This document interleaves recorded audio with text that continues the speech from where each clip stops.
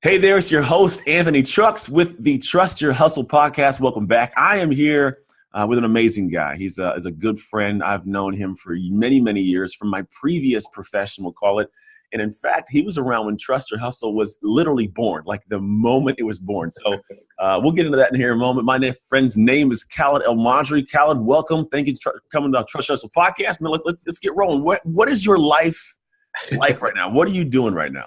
Man, life's amazing right now. I'm actually I'm in Arizona right now. I at a Lifetime Fitness. So I am the membership onboarding manager for Lifetime Fitness here in Arizona, in Gilbert, basically handling all new members. So when you join the club, you get to sit down in front of me, and you and I, or the member and I will map out your entire program, your goals, what you're trying to accomplish, what's held you back, what stopped you in the past.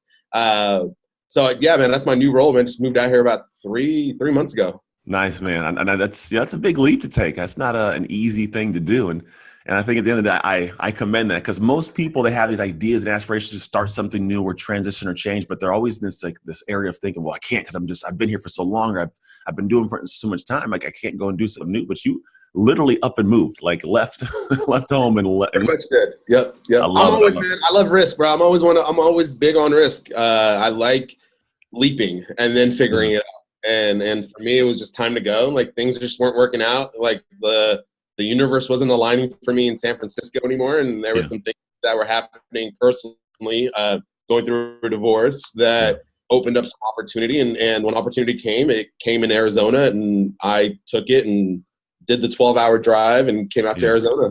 There you go, man. I dig it. That truly is trusting your hustle, man. And I want to go back, man. A couple of things. One, I would love to hear your perspective on how Trust Your Hustle was born. And then two, what do you think it means for you to trust your hustle?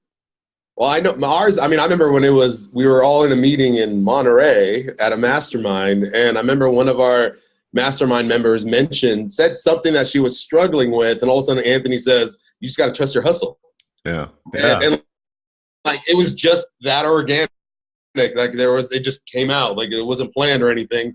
And that became the start of this amazing empire of trusting your hustle. And so, man, I remember that.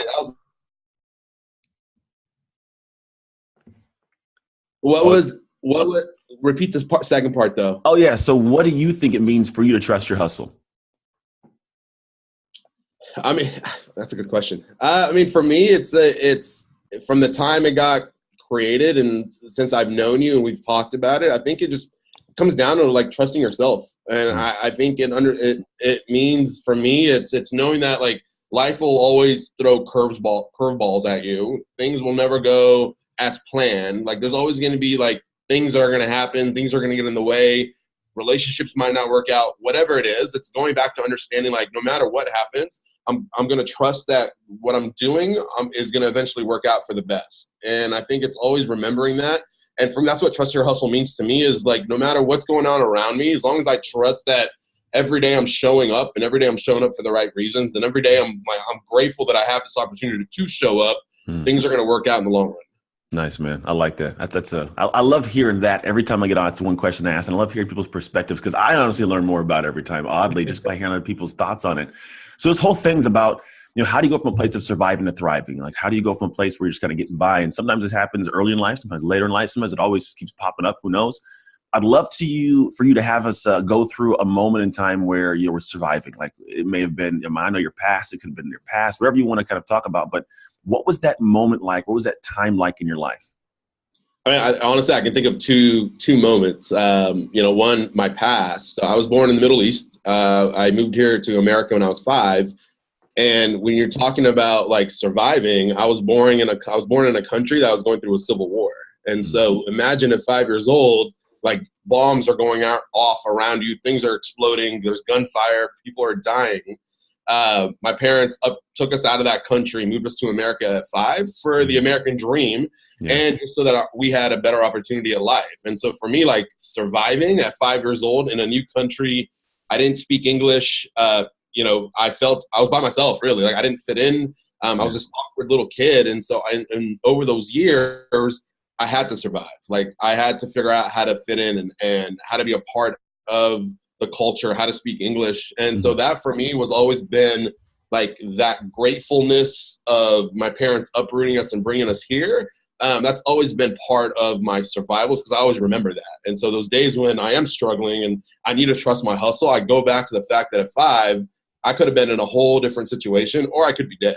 Yeah. And so that's one moment. And currently the moment I'm in right now, it's surviving in a different way, man. It's surviving where, you know, in this year, we were just talking about it before we hopped on, has been a year of like personal growth and personal like challenges of going through a divorce, reconnecting with my child, moving to Arizona. And so it's a different kind of survival. And it's really one that's really challenging me as a person right now and really challenging my character and really challenging how I view different things and the perspective I have on the world. So right now, yeah, those are my 2 in life at 5 and at 35. Those are my 2 things right now that are surviving. I get it, man. And it's, you know, it's crazy because most people that would come on, you know, they're like in a great place. And I think sometimes people think once you get up there, like, oh, it's just going to be great forever. Like, oh, you've hit the pinnacle and you're always going to stay there, which is not the case. I mean, life is ebbs and flows. There's mountains, there's valleys. It's part of how it works, you know. And I think that's kind of, for me, one of the things I want to dig into right now, because I know there's somebody probably right now in the same place, like, you know, and then they're struggling, they're trying to go through some things, or they're just listening, tuning in, hoping to find that simple nugget. And I know that because you've been here, you'll know how to get through it. Because again, you got this craziness going on, but you're smiling, like you're in a good place, you know. And people are like, "Is that crazy?" I think it's a perspective. So for me, I want to know, like, where, because it's all about that see, sacrifice, sustain, those 3 levels people go through.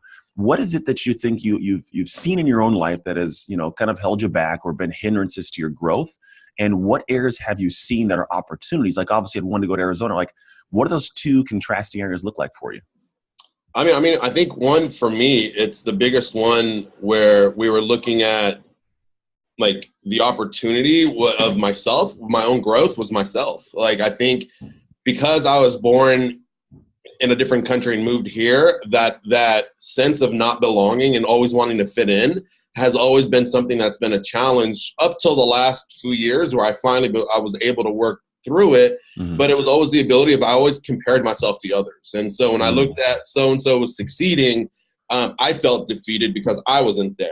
And so I got depressed. I resorted back to what was comfortable, and I resorted back to the BS story. I always had this story of when things didn't work out, it was because I was born in a different country and I didn't have the opportunities that others people had that were born in the United States. And that became my MO. For the longest time, that was my MO. And so for me, it was just being able to work through that, understanding like what's interesting is now there's this thing called the immigrant edge. And I've been kind of understanding it a little bit more now, where like my opportunities here have been a blessing in disguise, because my parents, the fact that they left everything behind and brought us here has given me a new perspective on just life. And when I'm dealing with situations like I'm dealing with right now, the worst case scenario is I could have been dead and in a war. Yeah. And so a divorce is as big as it is a really small situation given the grander scale of where I could have been. So the perspective of like, hey, yeah, I'm going through a divorce and things are rough, but it could have been worse. And I've been blessed with the opportunity to have some amazing friends. And I think for anyone going through a hard time is I leaned on my friends and I leaned on my close friends. It's funny, when you're going through a hard time, you really find out who your close friends are. And I got rid of some friends. There's some people I just don't talk to anymore because when I needed them, they weren't there. And yet there was others like yourself where I could pick up the phone and tell you what's going on, and you listen with a caring ear and no judging because you're one of my best friends. And so I think in situations where life is hard, most people want to take it in and don't want to get vulnerable. And I've learned vulnerability is the biggest thing that's helped me work through some of these challenges and has kept me where I'm at, because I can pick up a phone and call Anthony Trucks and we can have a conversation about what's going on, not business related, and just be there as a friend. Yeah. It's big, man. I like that. You snuck into something there that actually I think a lot of people don't talk about, is the fact that sometimes people internalize stuff. Yeah. I think, a lot of people don't see that they become the biggest roadblock to their success, their progress. And And I mean, that's part of it. It's interesting because the way you framed it was sometimes your problems end up being your blessings. Like, so whatever your problem might be, as somebody else's, could be amazing. I think the perspective on that's really cool. And I want to more so transition to the happy stuff, because I mean that's part of life. I think that as people we spend too much time there, and I'm not saying anything is wrong with that. I get that, but I want to pull the mind and the shifting of this conversation to, like, what are the things that turn you into you? Because you have created this amazing summit. You consult with a major brand, Lifetime, like you actually work with them. Like, that's not simple, easy stuff. How do you, in the middle of this crazy tornado, still see this opportunity for yourself and snag that? I mean, I know for me, like, this last year, like, faith has been a big part of, like, my new, like, college. Faith has been a big part of, like, being able to see things for what they are and being able to see things as things. And so, yeah, the divorce was an issue. It was a blessing in disguise, because if it wasn't for that, Arizona would have never happened. Yeah. And Lifetime would have never happened. So for me, like, yeah, I can sit there and dwell on this, but look at the opportunity that came of it. Yeah. So being able to see the optimism being able to be optimistic in what is called defeat, there was optimism. And the optimism was, I'm going to move a different opportunity, and I'm going to take a new challenge. And for me, I love serving people. I love helping people. I created a summit to help fitness pros and business owners and gym and personal trainers who are struggling, because I love the fact that I can bring people together. And so being able to now take that out of San Francisco and go to Lifetime and be able to do it now with our members has been a huge blessing. Because for me, like, if nothing else, the gym has always been my anchor. Yeah. And so when I was little and really trying to figure out life and who I was, fitness was my anchor. And so for me, the gym has always been my sanctuary of where I go to get away from everything and really just work through things. And so for a lot of people, like some people, meditation is their anchor, or journaling is their anchor, or, whatever, going on the trips is your anchor. For me, fitness is my anchor. Yeah, that makes sense, man. I know that's kind of a good place. A lot of people have that be their sanctuary. I know I've had many days where headphones in and just hitting those weights becomes like a huge escape from reality, sadly. But it's also cool because it does actually make you feel better. Like, legitimately, there is science behind the fact that exercise makes your brain fire a little differently, different chemicals, you feel better. So that's cool, man. I want to go into now, like, what is it that you think is going to be unique about you? This is kind of the one where I think all the gold is at for a lot of people. It's, you have these opportunities, we have these aspirations, but some people get stuck at that level where they don't trust their hustle and they don't push past a little bit. And I want to know, for you, where did you see two things? One, where did you see something or some things you sacrifice that you shouldn't? And what are the things that you think you sacrifice in ways other people don't that allow you to have success? I think, the one, like, where I sacrificed where I shouldn't was not understanding the push and the pull of this so-called work-life balance. Like, there's really, like, at 35, I understand now there's really no such thing as work-life balance. Like, and you're going through it right now, you're experiencing it right now. Like, there's really, like, things are never really balanced. And so, but I think it's understanding making time for what's important. And for me, at one point in my career was my identity, and everything else took a back seat to that career. And I lost a lot of relationships, and I lost personal relationships with girlfriends, and I lost personal relationships with friends, because I just became all about my career. And at some point, like, the drum's beating over here more, and I need to focus on my career. But there was a lot of things that were sacrificed that shouldn't have been sacrificed, because I didn't really know how to play the push and pull game of, I got to work, but I also got to make sure I give time to relationships and nurture those relationships. And I lost them. Yeah. On the back end of that, what makes me so unique is the fact that I focus on my relationships, and my relationships and my ability to network and connect and reach out and check in has been, and check in, not saying, oh, how's business, but it's like, hey, how's life? Like, how are you? And that has yielded the success of my summit, and that's yielded the success of opportunities like this. Like, these things are created; they don't just happen. And if it wasn't for our relationship, this wouldn't happen. And if it wasn't for relationships that I have with speakers in the industry, not even in fitness, in other industries, my summit wouldn't grow and sell out like it's been the last 2 years. So It's funny. It's what I sacrificed when I was younger is now what makes me unique at 35. Yeah, I like that, man. It's a good perspective on that, because some people may, say I'm never going to do it again, but you found the gold, like, in that, like a silver lining. And I know that a lot of people never find the silver lining. Some people don't ever get there. So I'm glad you got there. And I want you to share with people the difference that is Khaled, right? So there's a way you look at the world. And I don't know exactly how that is. I'm never always in your brain, but it's allowed you to build literally something from scratch. I was there when you first thought about the summit. I was at the first summit. I spoke there. I remember it. Yep. It's now since grown, and it's a known, event in the fitness industry. And that's not an easy thing to do. It's an industry that's very disjuncted. It's all over the place. So to do that's awesome. So what are the things, because I know you probably happen across people who want to do something similar. What are the things you tell them that they need to do that they usually don't? They don't grow, but really the area of sacrifice is people have to sacrifice something to get that success. What are the things that you think you regularly do in terms of the good sacrifices that other people struggle to do? I live by my calendar, and I think what other people, I run my day. I don't let my day run me. Oh, I like that. And that's been my biggest growth in the last 2 years is as I got through the first thing I had to get through was this imposter syndrome. Like, why am I the one that is going out and creating this summit? And there was a lot of things I had to work through as far as English is my second language. I'm an immigrant, blah, blah, blah, blah. I had to work through that. So I hired a coach. I paid somebody to help me work through that syndrome, through that process. Yeah. Otherwise, I would have been stuck. I would have never been afraid.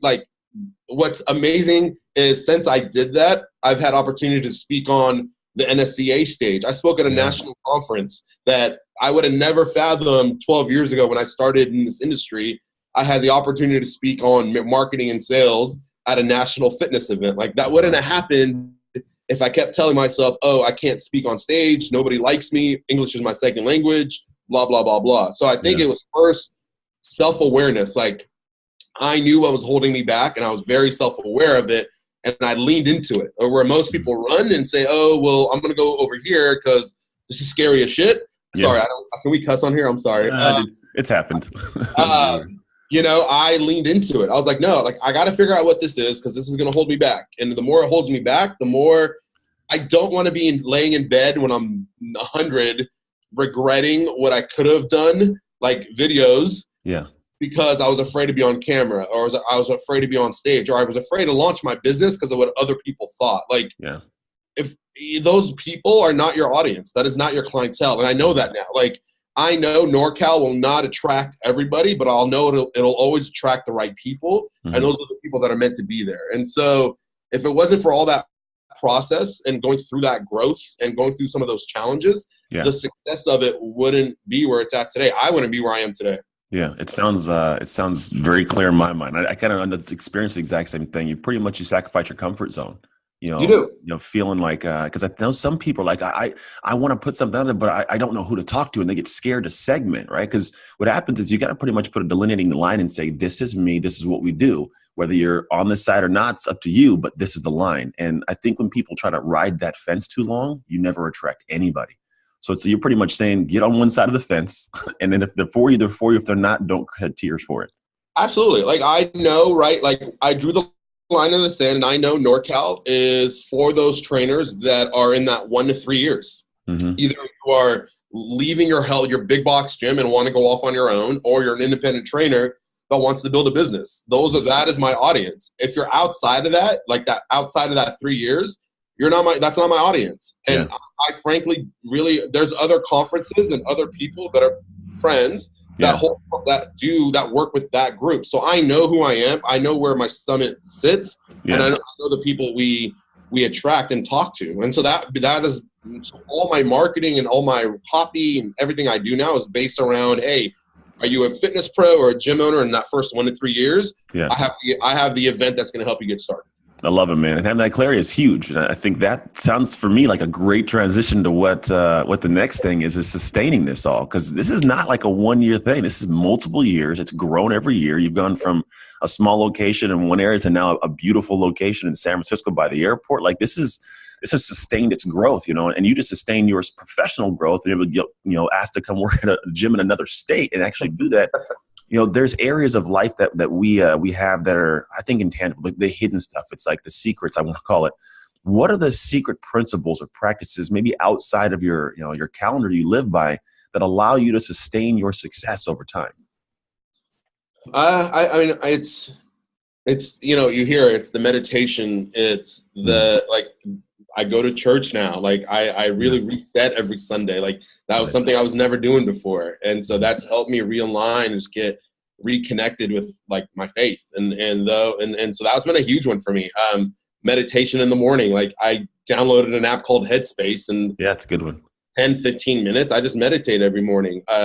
I read every day. Like I'm always learning. I mean, here's a book that's sitting on my desk right now on how to get leads and sell more appointments. Like I've been in this world for 12 years, but I'm always learning. And so it's always those little things where I make time for what keeps me keeps me unique is the meditation, the journaling, I'm inconsistent with it, but I do it. Like there's days where I have a lot going on in my head and I need to get it out and I journal. And there's days where if my journal might be calling a friend and be like, hey, you have a minute? Can we talk? Like I'm going through some stuff. Like I would love just an ear to talk to somebody. Like, so for me, it's those things that have kept me sustained with, like I go to events and I connect with people. Like that has helped me sustain the growth of my summit where you were at the first one. We were in the gym and we had 30. Like last year, we were in a 10,000 square foot conference room with 150 people. Yeah. And so that doesn't happen without sustainability and without growth and without trusting your hustle that I'm playing the long-term game. Like I'm running a marathon. I'm not running a sprint and I'm not sprinting. Like for me, I'm looking at 5 years down the road. We're going through a rebrand right now. NorCal will now be called Rise because I'm changing the way we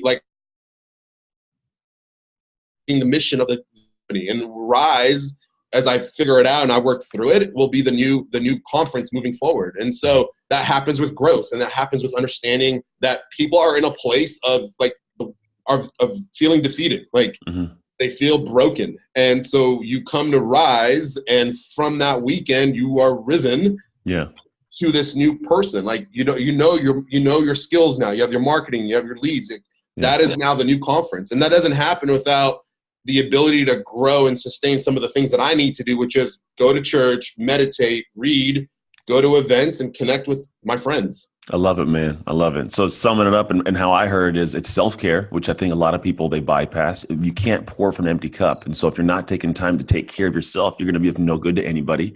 It's going to be continuous education, because I think everybody hears the same thing is once you stop learning, you're pretty much dead. Like that's the day you stop learning when you die. And if you continuously just go day by day, hoping to have change, but don't change something or learn something, you never get ahead. And I think that's a big problem. And then I think the third thing I heard in there was connections and relationships and people you have around you. I think that is something that people bypass, because I think if you don't have people that are cheerleaders in some way or support just you as a human, not what you've done, I think there's a difference there. It always becomes lackluster. Like, having my family in place and having friends and people in place, like that's big, because when I win, I can go ahead and say, hey, look what I did, and you feel better about it. Man, I love that. I love it, man. I'm digging it. And I think the bigger, I think for me was like, I just got real with I got real and raw. And I got raw with myself as far as here's where I am, here's what my setbacks are. And I got true with Khaled, with no one else in the room. And I just wrote it all out. And here's what's holding me back. And then I went to work. Yeah. And then I went to work on figuring out each thing of what was holding me back. And I fixed it. Yeah. And I'm still fixing it. It's not like it's fixed and it's done, because there's days where I wake up and I'm like, why the hell am I doing this? Why did I move across? I'm going through it right now. Why did I get a divorce? You second guess yourself, but it's I know in the long run, things will be for the better. And that's where the church and the meditation, the working out, all that comes into play, because it just helps me reset and understand the bigger picture. So I think it's getting real with yourself and getting raw with what it is that's holding you back, and then figuring out how to work through it. Nice. It's the C phase and the sacrifice phase, man. That's exactly what people go through. It's funny. It's in the Thrive Academy. We have a very specific module called Own It in First Player. And Own It is doing what you just said, getting really raw, owning the situations, owning the problems, as opposed to kind of dish them all out, and then realizing you're the first player. You're in control. And if you're not in control, you got to get back in control, because you can't make any changes that are going to be worthwhile until you are in control of this and own that situation. So, man, I love that. I love that. I love it. And I always keep this in mind. People listen to podcasts and they've been, tuning in. There's some things that they probably heard that, maybe they're going to hold, maybe they don't hold. But I always want to take this moment to have you be in this zone, this flow mode you are, because I know you're there right now. I can feel it. What is like that parting message or parting thought, if you wanted to leave people with one thing out of everything you said or something new? What do you want to leave on people's hearts right now? Get real with your truth. And what I mean by that is stop saying you're fine, because you're not. Yeah. Like, you might be going through some stuff. You're not fine. And you might be going through a hard time. You're not fine. And the minute you get real with that, and that's what I mean by get raw and real, is stop lying. Like, start telling the truth. Like, where's your business challenges happening? Where's your relationship challenges happening? Like, what are you not doing that you could be doing to help take care of yourself, to help the relationship, to help the real with that? And you start telling the truth, life becomes this amazing thing. And I'm experiencing that right now. No matter what I'm going through on the outside, like, I'm happy, I'm smiling. Like, it's weird, but at the same time, like, it's because I know my truth, and I know that things had to end, because if they didn't, I was going to regret it when I was older. Or things have to get started, like getting connected with my daughter, because like, if I didn't, things would be maybe bad when she gets older. Like, get real with your truth. And like, dude, trust your hustle. Like, I keep looking at it, and it's like, it keeps talking to me, and it's like, no matter what happens, trust that you're here on this planet for a reason. You have a mission. And as long as you understand what that is, and you continue to work through that, and you put the blinders on and understand like what that mission is and what that purpose is, life will work to your advantage. Yeah. I love it, man. I love that. That's good. I dig that one, man. It hit me right here. I'm like, oh, stop lying. Because I've been in that place. I mean, it led me to some darks, man. And whenever you're in that place, you're not just admitting like, yeah, I got a problem. Because that little thing, just saying I'm not okay, gives you permission to pursue a better you. The moment you say, hey, I'm good, like, okay, you're good. But the moment you say, I'm not so good, it's like the door opens up, like, okay, I can actually get better now. Yeah. I mean, I kept saying my marriage was good. Oh, my marriage was good. But yet I was partying till like 5, 6 in the morning. Like, shit was not good. Like, I went home to spend time with my wife. And then, like, the minute I got real with that and really came up to like, I don't want to be in this marriage. Yeah. Like, I got real. And it was the most, like, weird as it sounds, it was the most freeing thing I could have done, because like, I shit you not, like 2 hours after I said, I don't want to be in this, like, it was, like I said, it was a mutual thing. Yeah. I got a phone call 2 hours later from a buddy of mine who runs the Arizona region saying, hey, I pick up, we talk for 2 hours. I let him know what's going on. He calls me 2 days later and says, I have an opportunity for you, but it's in Arizona. Like, that would have never happened if I didn't get real and really understand, like, this marriage isn't going to work. And look what happened because of that. That's crazy. I mean, it's not the way you want it to happen, but it's the way it happened, man. The world works in mysterious ways sometimes. Now, if people hear this and go get divorced, it's not my fault. Like, yeah, Khaled is not saying to get a divorce and you're gonna get. Like, let me put the little like parentheses. Do not get divorced. Yeah. This is the disclaimer of like divorce. Disclaimer. That's what it is. Yeah, I love it, man. I love it. All right, so I know you do some amazing things in the world. If people want to hear more from you or more about you, or even hear about your Rise Summit soon to come, or actually the rebranding of it, where would they reach you at? I mean, I'm on Facebook. Look up just Khaled Elmasri. You can always friend me. You can always reach out to me. I'm on Instagram at KFit21. Again, you can reach out to me. You can message me. However, you can reach out to Anthony, and Anthony can give you my information. Like, those are like the 2 best ways to get a hold of me. All right, I got clearance now, people. So for some reason, clearance. Yes, I get clearance to give it to you. Yes. That's beautiful, man.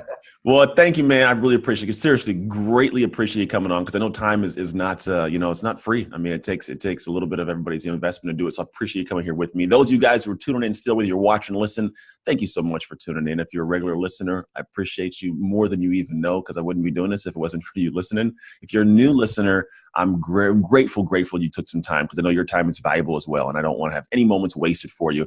I want to ask you, if you haven't yet, to make sure you go to the Thrive Academy. Oh, look, my camera. camera turned off. Hold on. What happened? We went black. Black screen. We went black. It does this every 30 minutes. I'm going to leave it on too because I think it's part of the fun part of this whole thing. I don't know. Maybe I'll edit it out. Anyways. No, you won't. I know you too well. You're just going to leave it. I'm going to leave it. But if you haven't yet, make sure to go to anthonytrucks.com/thrive and take the Thrive assessment, which allows you to figure out which of 4 Thrive types you are and how to go from surviving to thrive in your own life in any area whatsoever. So again, man, thank you, Khaled, so much for being here. I honestly, seriously, am blessed to have you here. I love hearing about awesome stuff you're doing. If you guys want to know more about this man, talk to him. I highly recommend that you just reach out. He's an awesome dude. He will communicate and help you because you never know where you're at. And sometimes just that one nugget of information will help you get to the next stage. So go and find it. Yes. That's it, everybody. Thank you so much for tuning in. I'll see you guys next time.